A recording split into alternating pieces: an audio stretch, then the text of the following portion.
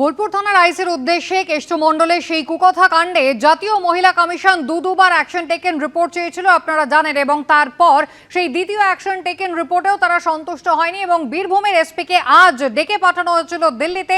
জাতীয় মহিলা কমিশনের তলবে কিন্তু গেলেন না বীরভূমের এসপি, তিনি আজ দিল্লি যাচ্ছেন না এমনটাই জানিয়ে দিয়েছেন, সময় চেয়েছেন তিনি।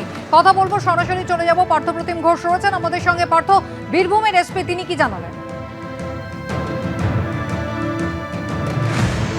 দেখো, অনুব্রত মণ্ডলের কুকথা কাণ্ডের যে ঘটনা এবং সেই ঘটনার পরিপ্রেক্ষিতে তুমি দেখেছিলে যে জাতীয় মহিলা কমিশন তারা জানিয়েছিলেন তারা কিন্তু বীরভূমের পুলিশের পাঠানোর যে রিপোর্ট ছিল, যে অ্যাকশন টেকেন রিপোর্ট, সেই রিপোর্ট একেবারেই সন্তুষ্ট ছিলেন না। এবং সেই মতো আজকে দিল্লিতে জাতীয় মহিলা কমিশনের সদর দপ্তর, সেখানে কিন্তু বীরভূমের পুলিশ সুপারকে ডেকে পাঠানো হয়েছিল। পাশাপাশি বলা হয় যে আজকে দুপুর 12টার সময় হয় বীরভূমের পুলিশ সুপার তিনি যদি না আসতে পারেন, এসডিপিও বোলপুর বা অ্যাডিশনাল এসপি বোলপুর, ওনাদেরকে তিনজনের মধ্যে কাউকে আজকে হাজির হতেই হবে, একাধিক ডকুমেন্ট সেই সবটা নিয়ে। তবে যে বিষয়টা আমি জানতে পারছি যে পুলিশের তরফ থেকে জাতীয় মহিলা কমিশনের সঙ্গে যোগাযোগ করা হয়েছে এবং যোগাযোগ করে তাদেরকে লিখিত এবং ফোন করে যে বিষয়টা বলা হয়েছে বলে জানা যাচ্ছে, সেটি হচ্ছে আজকে বীরভূমের পুলিশ সুপার বা অন্যান্য আধিকারিকরা তারা কেউই দিল্লি যেতে পারছেন না। কারণ হিসেবে তারা জানিয়েছেন হোল উৎসব এবং বিভিন্ন ল অ্যান্ড অর্ডার সংক্রান্ত বিষয় রয়েছে এবং সেই জন্য আগামী 6 তারিখ পর্যন্ত তারা ব্যস্ত থাকবেন এবং সেই কারণে অনুরোধ করা হয়েছে, তারা যেতে পারছেন না বলে জাতীয় মহিলা কমিশনের কাছে। জাতীয় মহিলা কমিশন সূত্রে যেটা জানা যাচ্ছে তারা সেই চিঠি পেয়েছেন এবং সেই তারা যে আসতে পারছেন না সেই বিষয়টা জানতে পেরেছেন এবং পরবর্তী ক্ষেত্রে তারা কিন্তু তাদের যে পরবর্তী স্টেপ বা পদক্ষেপ সেটা খুব দ্রুত নেবেন বলে জাতীয় মহিলা কমিশন সূত্রে জানানো হচ্ছে। পার্থ, ধন্যবাদ। একেবারে বোলপুর থানার আইসি লিটন হালদার, তাকে উদ্দেশ্য করে, তার পরিবারে, তার প্রয়াত মা, তার স্ত্রীকে উদ্দেশ্য করে যে কুকথা বলেছিলেন বীরভূমের কেষ্টমণ্ডল, যা ইতিমধ্যেই সেই অডিও ভাইরাল হয়েছে, আরো একবার শোনাবো। হ্যালো, হ্যাঁ বলুন। তোর পশু ডেপুটেশন দিয়ে তোর বাংলো পর্যন্ত যাব, তোকে বার করে নিয়ে আসবো।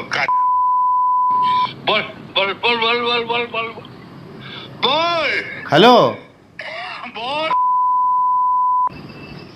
আপনি কি বলছেন? আমি অনুব্রত মণ্ডল বলছি।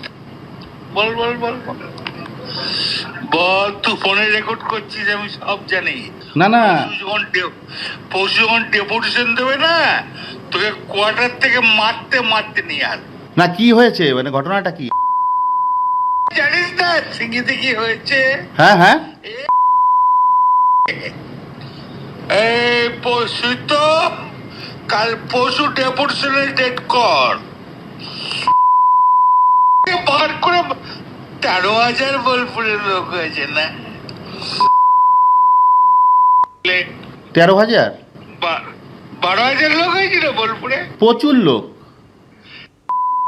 কথা বলেছি তোর মাকে হচ্ছে রে বউকে। আপনি আপনি আপনি একজন দায়িত্বপ্রাপ্ত লোক, আপনি এভাবে কথা বলছেন? তোর ডেপুটেশন, এই পশু ডেপুটেশন ডেট কর, ওকে অফিস থেকে ওই ঘর থেকে বার করার দায়িত্ব আমার। রাজীব কুমার, আমি উপর মন্ডল বলছি। সরবে না নাকি? হ্যাঁ, পশু ডেপুটেশন দিয়েছি, মারবে কি মারবো দেখুন আমি। আমার 10,000 লোক হয়েছে বোলপুরে, 10,000 12,000 লোক হয়েছে। এক কাজলের গু খায়, তাই না? আমাদের ভুল বললাম? আমরা কারোর লোক নই, আপনি ভুল ভাবছেন।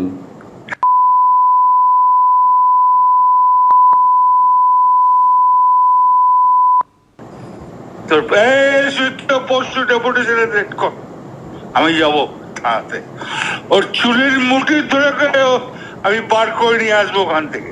আপনি এভাবে কেন বলছেন? হ্যাঁ,